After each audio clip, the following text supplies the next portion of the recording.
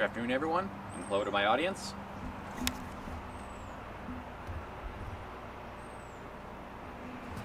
Today I'm going to be telling you the story of The Devil's Grandmother by the Brothers Grimm originally. So as it happened, long ago, in a distant country, there was a great war in which the king had so many soldiers in his employ he could not afford to pay them all a livable wage. So these soldiers were saying to themselves, "We should desert." Then one said, "If we desert and we are caught, we'll be sent to the gallows and hanged." But then another remarked, "Well, if we go behind the cornfield, they won't be able to find us. The soldiers are not allowed to go in there, and the army will be marching away today anyway." So the three of them agreed that was the best course of action, and they went and hid in the corn. They ended up staying there for 2 days, and the army had not yet marched away, though. As it happened, a dragon was flying through the sky, probably checking on the progress of the army, but then he spied the 3 soldiers hiding in the cornfield and decided to investigate. Now, the rest of the army, when they saw the dragon land in the cornfield, they ignored it. It was usually in their best interest to ignore the dealings of dragons.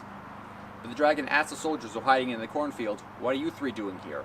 And they replied, "We're deserters. If we leave the cornfield, we'll be caught. But if we stay here any longer, we're sure to die of hunger." So the dragon gave them a proposal. "If you will enter into my service for 7 years, I will save you from either of those grim fates."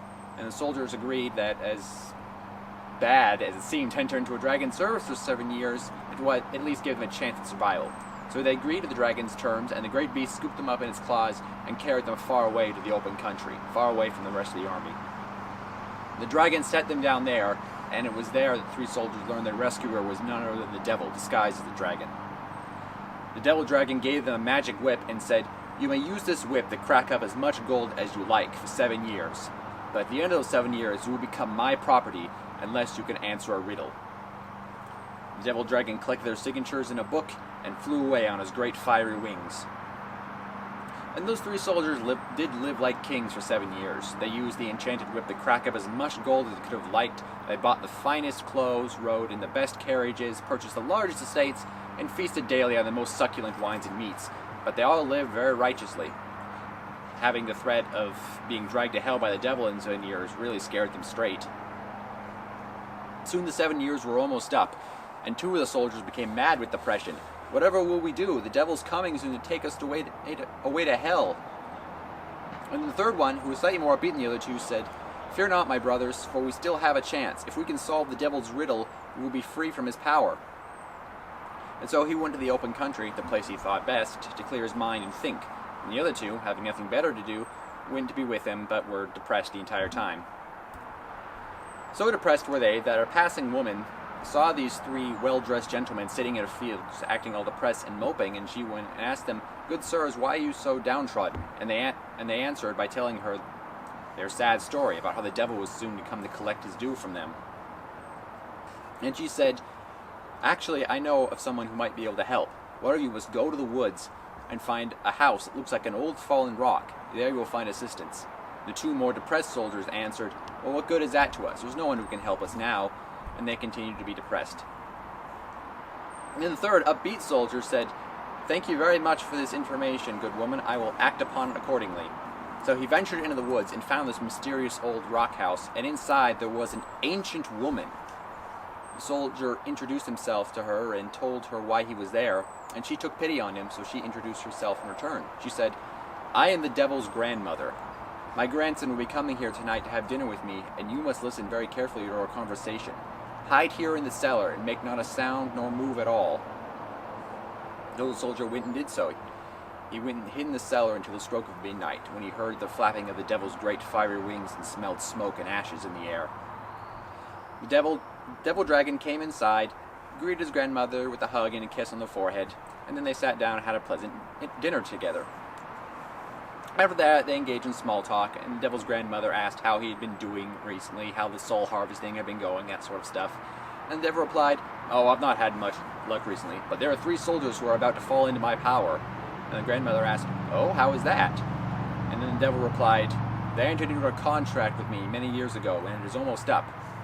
Unless they can solve a riddle, they will be mine." And then the grandmother replied, "Oh, but they still have a chance to outwit you." And the devil said, "Not at all. I've come up with a riddle that is quite impossible for them to solve." And now the soldier began listening carefully. The devil's grandmother said, "And what riddle would that be?" And so the devil told her. He said, "I will bring them to hell, and serve them a dinner there. And then they must guess what their roast meat and utensils have been. If they guess incorrectly, they will become my property. And the grandmother said, "Oh, that doesn't sound too difficult." And the devil said, "Oh, but it is. For in the great North Sea there is a dead dogfish. That shall be their roast meat. The rib of a whale shall be their silver spoon, and an old horse's hoof shall be their wine glass. They'll never figure it out." Soon after that, the devil left, and his grandmother went and got the soldier out of the cellar. "Did you hear everything?" she asked. "Yes," the soldier said. "Thank you very much, good lady." And he left to go and tell his comrades. Upon hearing this news, they rejoiced and whipped up a big pile of gold to celebrate with. Now the 7 years were up entirely, and the devil came to meet the soldiers. He told them, "Your 7 years are up. Now I will take you to hell with me, and there we shall have dinner.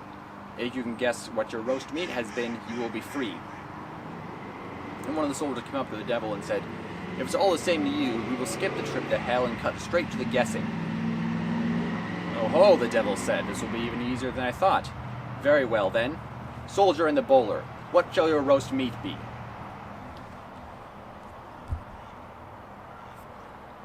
"I'm unsure."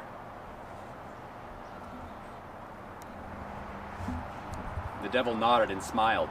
He looked at the second soldier in the sombrero and said, "What shall your silver spoon be?" A whale's rib. The devil looked slightly upset by this. He turned to the soldier in the bonnet and said, "What shall your wine glass be?" A horse's hoof. The devil seemed a little perplexed by that answer. It was not entirely correct, yet not entirely discorrect. "You have answered incorrect on only one account, therefore you should not be free completely," the devil said. And so he took one of the soldiers to hell with him, and left the other two back in the mortal realm. And so our story ends. 2 out of 3 soldiers managed to make it to the end. I'm sorry, Bowler. The devil's taking you to hell. You are condemned. It's all right.